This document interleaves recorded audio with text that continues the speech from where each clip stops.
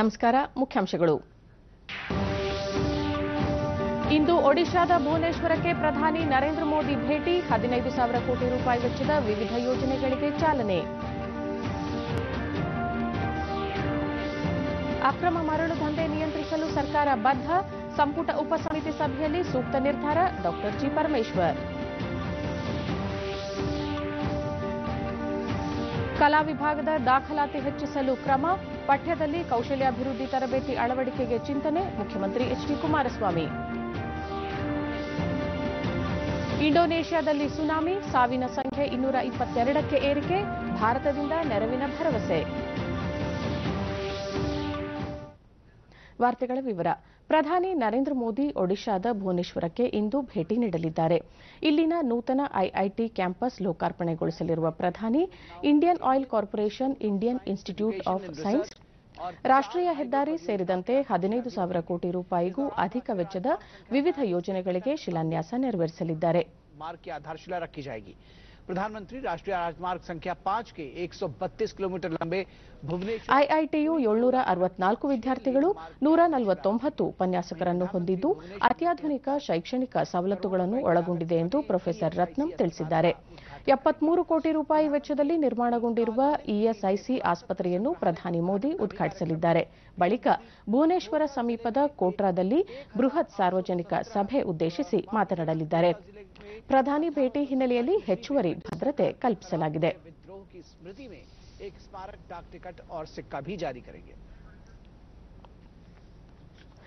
ರಾಜ್ಯದಲ್ಲಿ ಹೆಚ್ಚುತ್ತಿರುವ ಮರಳು ದಂಧೆಯನ್ನು ನಿಯಂತ್ರಿಸಲು ಸರ್ಕಾರ ಬದ್ಧವಾಗಿದ್ದು, ಮರಳು ಗಣಿಗಾರಿಕೆ ಮತ್ತು ಸಾಗಾಣಿಕೆ ಸಂಬಂಧ ಕಾನೂನುಗಳನ್ನು ಬಿಗಿಗೊಳಿಸಲು ಶೀಘ್ರ ಕ್ರಮ ಕೈಗೊಳ್ಳಲಾಗುವುದು ಎಂದು ಉಪಮುಖ್ಯಮಂತ್ರಿ ಡಾ. ಜಿ. ಪರಮೇಶ್ವರ್ ಬೆಳಗಾವಿಯಲ್ಲಿ ನಿನ್ನೆ ತಿಳಿಸಿದ್ದಾರೆ.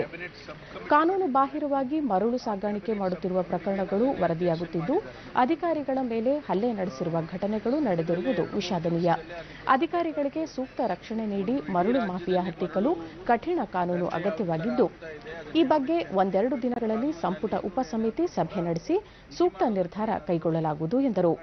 ಮತ್ತು ಬೇಕಾಗ್ತದ ಅನ್ನೋದನ್ನೆಲ್ಲವನ್ನು ಕೂಡ ರಿವ್ಯೂ ಮಾಡ್ತೀವಿ. ಯಾವುದೇ ಕಾರಣಕ್ಕೂ ಕೂಡ ಇತ್ತೀಚೆಗೆ ನಾನು ಗಮನಿಸಿದ್ದೇನೆ, ಅಧಿಕಾರಿಗಳ ಮೇಲೆ ಹಲ್ಲೆ ಆಗೋದು ಮತ್ತು ಕಾನೂನು ಬಾಹಿರವಾಗಿ ಮಾಡತಕ್ಕಂಥದ್ದು ಅದೆಲ್ಲವನ್ನು ಕೂಡ ಮಾಡ್ತಿದ್ದಾರೆ. ಅದನ್ನ ಆದಷ್ಟು ಶೀಘ್ರವಾಗಿ ಹತ್ತಿಕ್ಕೋದಕ್ಕೆ ಮಾಡ್ತೀವಿ. ಇನ್ನೂ ಕೂಡ ಕಠಿಣವಾದಂಥ ಕಾನೂನು ಅಗತ್ಯ ಇದ್ದರೆ ಅದನ್ನು ಕೂಡ ಮಾಡ್ತೀವಿ. ಯಾಕೆ ಅಧಿಕಾರಿಗಳಿಗೆ ರಕ್ಷಣೆ ಬೇಕಾಗ್ತದೆ. ಈ ಮಾಫಿಯಾ ಏನಿದೆ ಅದನ್ನು ಹತ್ತಿಕ್ಕೋದಕ್ಕೆ ಅಧಿಕಾರಿಗಳು ಹೋದಂಥ ಸಂದರ್ಭದಲ್ಲಿ ಅವರಿಗೆ ಬಹಳಷ್ಟು ತೊಂದರೆ ಆಗಿದೆ, ಈಗಲೂ ಆಗ್ತದೆ. ಬೆಂಗಳೂರಿನ ನ್ಯಾಷನಲ್ ಕಾಲೇಜಿನ 7ನೇ ಘಟಿಕೋತ್ಸವಕ್ಕೆ ಮುಖ್ಯಮಂತ್ರಿ ಎಚ್ಡಿ ಕುಮಾರಸ್ವಾಮಿ ನಿನ್ನೆ ಚಾಲನೆ ನೀಡಿದರು. ಎನ್ಇಎಸ್ ಸಂಸ್ಥೆಗಳ ಅಧ್ಯಕ್ಷ ಡಾ. ಎಎಚ್ ರಾಮರಾವ್, ಉದ್ಯಮಿ ಡಾ. Sadananda P Mayya, professor S N Nagarajareddy ಮತ್ತಿತರರು ಉಪಸ್ಥಿತರಿದ್ದರು. ಬಳಿಕ ಎಚ್ಡಿ ಕುಮಾರಸ್ವಾಮಿ, ಗುರು ಹಿರಿಯರನ್ನು ಗೌರವಿಸುವ ಮನೋಭಾವ ಬೆಳೆಸಿಕೊಂಡಾಗ ಮಾತ್ರ ಶಿಕ್ಷಣ ಪೂರ್ಣಗೊಳ್ಳುತ್ತದೆ. ವಿದ್ಯಾರ್ಥಿಗಳ ವ್ಯಕ್ತಿತ್ವ ನಿರ್ಮಾಣದಲ್ಲಿ ಗುರುಗಳ ಪಾತ್ರ ಬಹುದೊಡ್ಡದು. ಶಿಕ್ಷಕರ ಮೇಲೆ ಗೌರವ ಹಾಗೂ ಅಧ್ಯಯನದಲ್ಲಿ ಶ್ರದ್ಧೆ ಇದ್ದರೆ ಯಶಸ್ಸು ಸಾಧ್ಯ ಎಂದು ಅಭಿಪ್ರಾಯಪಟ್ಟರು. ಕಲಾ ವಿಭಾಗದ ಪದವಿ ತರಗತಿಗಳಿಗೆ ದಾಖಲಾತಿ ಕಡಿಮೆ ಆಗುತ್ತಿರುವ ಹಿನ್ನೆಲೆಯಲ್ಲಿ ಶಿಕ್ಷಣ ತಜ್ಞರ ಜೊತೆ ಚರ್ಚಿಸಿ ಕೌಶಲ್ಯಾಭಿವೃದ್ಧಿ ತರಬೇತಿ ಕುರಿತು ಪಠ್ಯದಲ್ಲಿ ಸೇರಿಸಲು ಚಿಂತನೆ ನಡೆಸಲಾಗುತ್ತಿದೆ ಎಂದು ಹೇಳಿದರು. ಮೂಲ ವಿಜ್ಞಾನದ ಅಧ್ಯಯನಕ್ಕೆ ವಿದ್ಯಾರ್ಥಿಗಳನ್ನು ಆಕರ್ಷಿಸುವ ಕೆಲಸ ಆಗಬೇಕಾಗಿದೆ. ಇಲ್ಲಿ ಒಂದು ವಿಷಯವನ್ನು ನಾನು ಪ್ರಸ್ತಾಪ ಮಾಡಲಿಕ್ಕೆ ನಮ್ಮ ಎಲ್ಲ ಯುವ ಜನಾಂಗದ ನನ್ನ ಆತ್ಮೀಯ ಸಹೋದರ ಸಹೋದರಿಯಲ್ಲಿ ಒಂದು ಮಾತು ಹೇಳಲಿಕ್ಕೆ ಬಯಸಿದೆ. ಇವತ್ತು ನಮ್ಮ ವಿದ್ಯಾರ್ಥಿಗಳಲ್ಲಿ ಅವರ ಒಂದು ವೃತ್ತಿಗೋಸ್ಕರವಾಗಿ ಅವರ ಒಂದು ಗುರಿಯನ್ನು ಕಾಣ್ತಾ ಇರತಕ್ಕಂಥದ್ದೇನಿದೆ ಅದು ಬದಲಾವಣೆ ಆಗಬೇಕು. ಇವತ್ತು ಈ ದೇಶದ ಈ ಒಂದು ವಿಶ್ವದಲ್ಲಿ ಹಲವಾರು ರೀತಿಯ ಸಮಸ್ಯೆಗಳನ್ನು ನಾವೇನು ಎದುರಿಸ್ತಾ ಇದ್ದೇವೆ. ಇವತ್ತು ರಿಸರ್ಚ್ಗೆ ಹೆಚ್ಚಿನ ಒಲವನ್ನು ತೋರಿಸಬೇಕು. ಇದಕ್ಕೂ ಮುನ್ನ ವಿದ್ಯಾರ್ಥಿಗಳಿಗೆ ಪದವಿ ಪ್ರದಾನ ಮಾಡಲಾಯಿತು.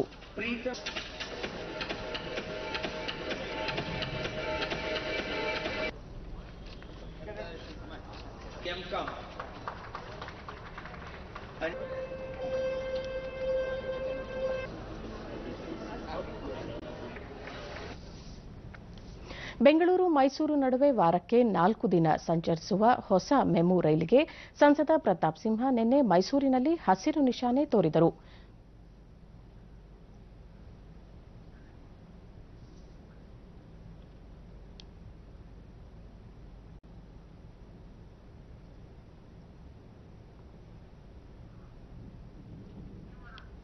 ಈ ರೈಲು 2 ಗಂಟೆ 45 ನಿಮಿಷ ಅವಧಿಯಲ್ಲಿ ಮೈಸೂರಿನಿಂದ ಬೆಂಗಳೂರು ತಲುಪಲಿದ್ದು ಕೇವಲ ₹30 ಪ್ರಯಾಣ ದರ ನಿಗದಿಪಡಿಸಲಾಗಿದೆ. 12 ಬೋಗಿಗಳ ಎಲೆಕ್ಟ್ರಿಕ್ ರೈಲು ಇದಾಗಿದ್ದು ಗುರುವಾರ, ಶುಕ್ರವಾರ, ಶನಿವಾರ ಮತ್ತು ಭಾನುವಾರ ಸಂಚರಿಸಲಿದೆ.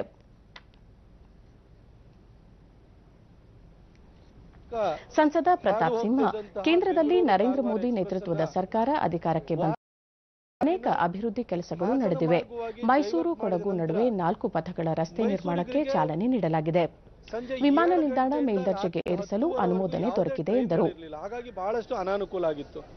ಈ ಸಂಬಂಧವಾಗಿ ಕೇಂದ್ರ ರೈಲ್ವೆ ಖಾತೆ ಸಚಿವರಾಗಿರುವಂತಹ ಪಿಯೂಷ್ ಗೋಯಲ್ ಅವರನ್ನ ಭೇಟಿಯಾಗಿ, ಸರ್ ಈಗ ಈ ಒಂದು ಮೆಮು ಟ್ರೈನ್ ಏನು ಬರ್ತಾ ಇದೆ ರಾಮನಗರದವರೆಗೂ ಅದನ್ನು ಎಕ್ಸ್ಟೆಂಡ್ ಮಾಡಿಕೊಡಿ ಅಂತ ಹೇಳಿದಾಗ ಕೇವಲ 2.5 ಗಂಟೆ ಒಳಗಡೆ ಈ ಒಂದು ಟ್ರೈನ್ ಎಕ್ಸ್ಟೆಂಡ್ ಮಾಡಿಕೊಟ್ರು. ಬೆಳಗ್ಗೆ 4:45 ಹೊರಡುತ್ತೆ, ಅದು ಬೆಂಗಳೂರಿನ 8:00 ಹೋಗಿ ತಲುಪುತ್ತೆ.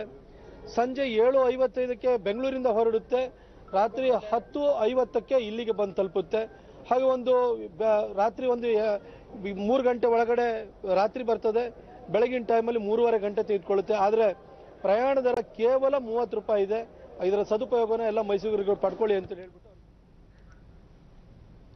ಮುಂದಿನ ಲೋಕಸಭಾ ಚುನಾವಣೆಗೆ ಬಿಹಾರದಲ್ಲಿ ಸೀಟು ಹಂಚಿಕೆಯನ್ನು ಎನ್ಡಿಎ ಮೈತ್ರಿ ಪಕ್ಷಗಳಾದ ಬಿಜೆಪಿ, ಜೆಡಿಯು ಹಾಗೂ ಎಲ್ಜೆಪಿ ದೆಹಲಿಯಲ್ಲಿ ನಿನ್ನೆ ಅಂತಿಮಗೊಳಿಸಿವೆ. ಬಿಜೆಪಿ ಹಾಗೂ ಜೆಡಿಯು ತಲಾ 17, ಎಲ್ಜೆಪಿ 6 ಸ್ಥಾನಗಳಲ್ಲಿ ಸ್ಪರ್ಧಿಸಲು ನಿರ್ಧರಿಸಿವೆ.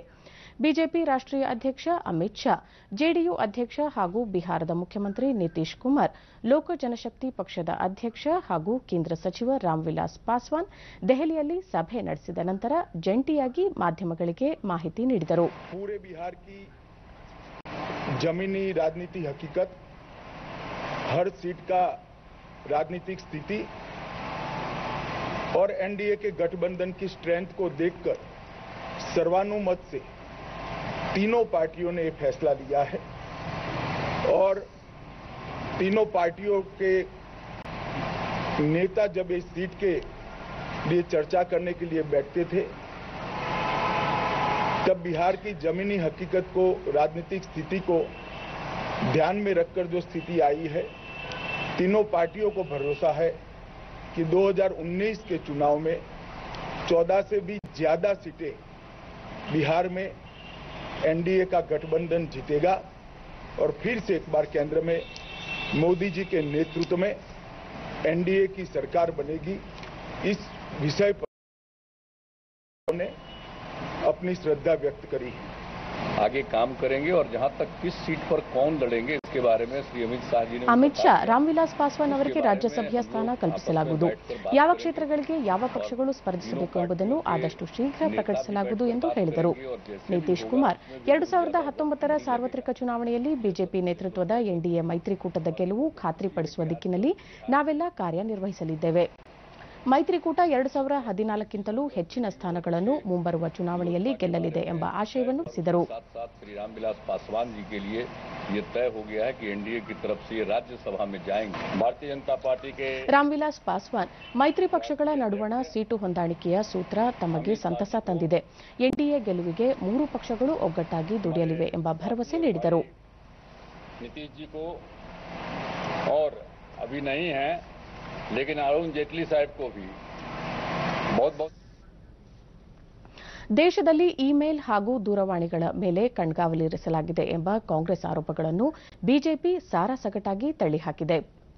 ರಕ್ಷಣೆ ಹಾಗೂ ದೇಶದ ಭದ್ರತೆಗೆ ಸಂಬಂಧಿಸಿದ ವಿಷಯಗಳಲ್ಲಿ ಕಾಂಗ್ರೆಸ್ ಜನರನ್ನು ದಾರಿ ತಪ್ಪಿಸುವ ರಾಜಕಾರಣದಲ್ಲಿ ತೊಡಗಿದೆ ಎಂದು ಪಕ್ಷದ ವಕ್ತಾರ ಸಂಬಿತ್ ಪಾತ್ರ ದೆಹಲಿಯಲ್ಲಿ ನಿನ್ನೆ ಆರೋಪಿಸಿದ್ದಾರೆ. ಆಡಳಿತ ಹೇಗೆ ನಡೆಸಬೇಕು ಎಂದು ನೆರೆಯ ಪಾಕಿಸ್ತಾನದ ಪ್ರಧಾನಿ ಇಮ್ರಾನ್ ಖಾನ್ ಹೇಳಿಕೆಗೆ ಪ್ರತಿಕ್ರಿಯಿಸಿದ ಅವರು, ಮೊದಲು ಪಾಕಿಸ್ತಾನದಲ್ಲಿ ಅಲ್ಪಸಂಖ್ಯಾತರಿಗೆ ಸೂಕ್ತ ರಕ್ಷಣೆ ಕೊಟ್ಟು ಶಾಂತಿಯುತವಾಗಿ ಬದುಕುವಂತೆ ಮಾಡಲಿ, ಅದನ್ನು ಬಿಟ್ಟು ಭಾರತಕ್ಕೆ ಅನಗತ್ಯ ಉಪದೇಶ ಬೇಡ ಎಂದು ವ್ಯಂಗ್ಯವಾಗಿ ಹೇಳಿದರು. ಬಾಗಲಕೋಟೆ ತೋಟಗಾರಿಕಾ ವಿಶ್ವವಿದ್ಯಾಲಯ ಸಮೃದ್ಧಿಗಾಗಿ ತೋಟಗಾರಿಕೆ ಎಂಬ ಧ್ಯೇಯ ವಾಕ್ಯದೊಂದಿಗೆ ನಗರದಲ್ಲಿ ಹಮ್ಮಿಕೊಂಡಿರುವ 3 ದಿನಗಳ ತೋಟಗಾರಿಕಾ ಮೇಳಕ್ಕೆ ಜಿಲ್ಲಾ ಉಸ್ತುವಾರಿ ಸಚಿವ ಶಿವಾನಂದ ಪಾಟೀಲ್ ಮತ್ತು ತೋಟಗಾರಿಕಾ ಸಚಿವ ಎಂಸಿ ಮನಗೂಳಿ ನಿನ್ನೆ ಚಾಲನೆ ನೀಡಿದರು. ಇದೇ ವೇಳೆ ಕೃಷಿ ಸಚಿವ ಎನ್ಎಚ್ ಶಿವಶಂಕರ ರೆಡ್ಡಿ ಉಪಸ್ಥಿತರಿದ್ದರು. ರೈತ ದಿನಾಚರಣೆ ಅಂಗವಾಗಿ 23 ಜಿಲ್ಲೆಯ ಆಯ್ದ ಸಾಧಕ ರೈತರಿಗೆ ಶ್ರೇಷ್ಠ ತೋಟಗಾರಿಕಾ ರೈತ ಪ್ರಶಸ್ತಿ ನೀಡಿ ಗೌರವಿಸಲಾಯಿತು. ಫಲಶ್ರೇಷ್ಠರು ಶೀರ್ಷಿಕೆಯ ಪುಸ್ತಕ ಹಾಗೂ ತೋಟಗಾರಿಕಾ ಮೇಳದ ಕೈಪಿಡಿಗಳನ್ನು ಇದೇ ಸಂದರ್ಭದಲ್ಲಿ ಬಿಡುಗಡೆಗೊಳಿಸಲಾಯಿತು. ಬಳಿಕ ಶಿವಾನಂದ ಪಾಟೀಲ್ ಸಾಧಕ ರೈತರಿಗೆ ಶ್ರೇಷ್ಠ ತೋಟಗಾರಿಕಾ ಪ್ರಶಸ್ತಿ ನೀಡುತ್ತಿರುವ ತೋಟಗಾರಿಕಾ ವಿಶ್ವವಿದ್ಯಾಲಯದ ಕಾರ್ಯ ಶ್ಲಾಘನಾರ್ಹ. ಬಂಜರು ಭೂಮಿಯಲ್ಲಿ ಕಣ್ಣೀರಿಡುತ್ತಿದ್ದ ಬಾಗಲಕೋಟೆ ಮತ್ತು ವಿಜಯಪುರ ರೈತರು ಇಂದು ಬಂಗಾರದ ಬೆಳೆ ಬೆಳೆಯುವಲ್ಲಿ ವಿಶ್ವವಿದ್ಯಾಲಯದ ತಂತ್ರಜ್ಞಾನ ಹೆಚ್ಚು ಸಹಕಾರಿಯಾಗಿದೆ ಎಂದರು. ಪ್ರಶಸ್ತಿಯನ್ನ ಪ್ರದಾನ ಮಾಡ್ತಾ ಇದ್ದಾರೆ.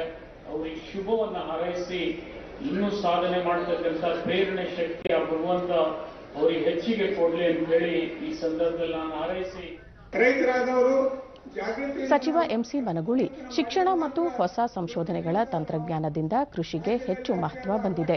ನೀರಿನ ಲಭ್ಯತೆ ಆಧರಿಸಿ ಸಮಗ್ರ ಕೃಷಿ ಪದ್ಧತಿಗಳನ್ನು ರೈತರು ಅಳವಡಿಸಿಕೊಳ್ಳುವ ಅಗತ್ಯವಿದೆ ಎಂದು ಪ್ರತಿಪಾದಿಸಿದರು.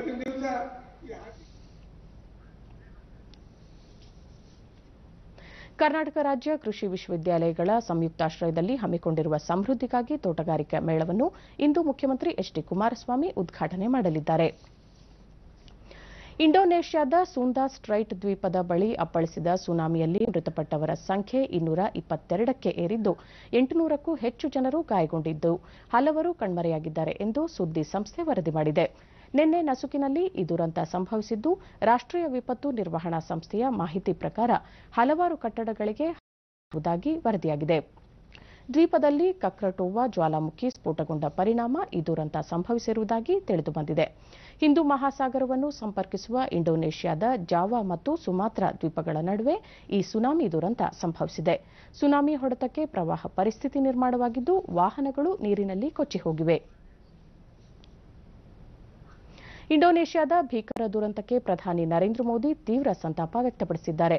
ಪ್ರಾಕೃತಿಕ ವಿಕೋಪಕ್ಕೆ ಬಲಿಯಾದವರ ಕುಟುಂಬಕ್ಕೆ ದುಃಖ ಭರಿಸುವ ಶಕ್ತಿ ಸಿಗಲಿ ಎಂದು ಪ್ರಾರ್ಥಿಸಿದ್ದು, ಸುನಾಮಿಯಿಂದ ಅಪಾರ ಸಾವು ನೋವು ಹಾಗೂ ನಷ್ಟ ಅನುಭವಿಸಿರುವ ಇಂಡೋನೇಷ್ಯಾಗೆ ಎಲ್ಲಾ ಬಗೆಯ ನೆರವು ನೀಡುವುದಾಗಿ ಟ್ವೀಟ್ ಮಾಡಿದ್ದಾರೆ. ಪುಣೆ ಮೂಲದ 20 ವರ್ಷದ ವೇದಾಂಗಿ ಕುಲಕರ್ಣಿ ಸೈಕಲ್ನಲ್ಲಿ ಕೇವಲ 159 ದಿನಗಳಲ್ಲಿ 14 ರಾಷ್ಟ್ರಗಳಲ್ಲಿ ಪರ್ಯಟನೆ ನಡೆಸಿ ಏಷ್ಯಾ ವಲಯದಲ್ಲೇ ದಾಖಲೆ ಬರೆದಿದ್ದಾರೆ. ವಿಶ್ವ ಪರ್ಯಟನೆ ಹಾದಿಯಲ್ಲಿರುವ ವೇದಾಂಗಿ 29,000 ಕಿಲೋಮೀಟರ್ ದೂರ ಕ್ರಮಿಸಿದರೆ ಜಾಗತಿಕ ಮಟ್ಟದಲ್ಲಿ ತಮ್ಮ ದಾಖಲೆಯನ್ನು ಬರೆಯಲಿದ್ದಾರೆ. ಕಳೆದ ಜುಲೈನಲ್ಲಿ ಆಸ್ಟ್ರೇಲಿಯಾದ ಪರ್ತ್ನಲ್ಲಿ ಸೈಕಲ್ ಏರಿದ್ದ ವೇದಾಂಗಿ ನಿನ್ನೆ ಕೋಲ್ಕತಾ ತಲುಪಿದ್ದು ದಾಖಲೆ ಪೂರ್ಣಗೊಳಿಸಲು ಪರ್ತ್ಗೆ ವಾಪಸ್ಸಾಗಲಿದ್ದಾರೆ. ಸೈಕಲ್ನಲ್ಲಿ ಕಡಿಮೆ ಅವಧಿಯಲ್ಲಿ ವಿಶ್ವ ಪರ್ಯಟನೆ ಮಾಡಿದ ವಿಶ್ವ ದಾಖಲೆ ಸದ್ಯ ಇಂಗ್ಲೆಂಡ್ನ ಸಾಹಸಿ ಮಹಿಳೆ ಜೆನ್ನಿ ಗ್ರಹಂ ಅವರ ಹೆಸರಿನಲ್ಲಿದೆ. ಈಗ ಇಂದಿನ ಪತ್ರಿಕೆಗಳ ಎಣುಕುನೋಟ. ಇಂಡೋನೇಷ್ಯಾದಲ್ಲಿ ಸುನಾಮಿ 272 ಬಲಿ, ಜ್ವಾಲಾಮುಖಿ ಸ್ಫೋಟದಿಂದ ಆದ ಭೂಕಂಪ. ರಾಜ್ಯದಲ್ಲಿ ಸಾಲ ಮನ್ನಾದಿಂದ ಆರ್ಥಿಕ ಶಿಸ್ತು ಉಲ್ಲಂಘನೆಯಾಗಿಲ್ಲ, ಮುಖ್ಯಮಂತ್ರಿ ಕುಮಾರಸ್ವಾಮಿ. ಮಹಾಸಮರ ಸಿದ್ಧತೆಗೆ ಚಾಲನೆ, ಕಾರ್ಯಕರ್ತರ ಜೊತೆ ಮೋದಿ ಶಾ ಸಂವಾದ, ಮಹಾಗಠಬಂಧನ್ ವಿರುದ್ಧ ಪ್ರಹಾರ. ಜನವರಿ 30ರಿಂದ ಪಿಯು ಪರೀಕ್ಷೆ, ವಿಜ್ಞಾನ ಇತರೆ ಪ್ರಾಯೋಗಿಕ ಪರೀಕ್ಷೆಗಳ ಮುಕ್ತಾಯಕ್ಕೆ ಸೂಚನೆ. ರಣಜಿ ಟ್ರೋಫಿ ಪಂದ್ಯದ ಹಿಡಿತ ಸಾಧಿಸಿದ ಕರ್ನಾಟಕ, 143 ರನ್ಗಳಿಗೆ ಕುಸಿದ ರೈಲ್ವೇಸ್, ರೋನಿತ್ ಮೋರೆಗೆ 5 ವಿಕೆಟ್ ಕೊಂಚಲು, ಮನೀಶ್ ಪಡೆಗೆ 112 ರನ್ ಮುನ್ನಡೆ. ಇವು ಇಂದಿನ ಪತ್ರಿಕೆಗಳ ಪ್ರಮುಖ ಸುದ್ದಿ. ಉಳಿದಂತೆ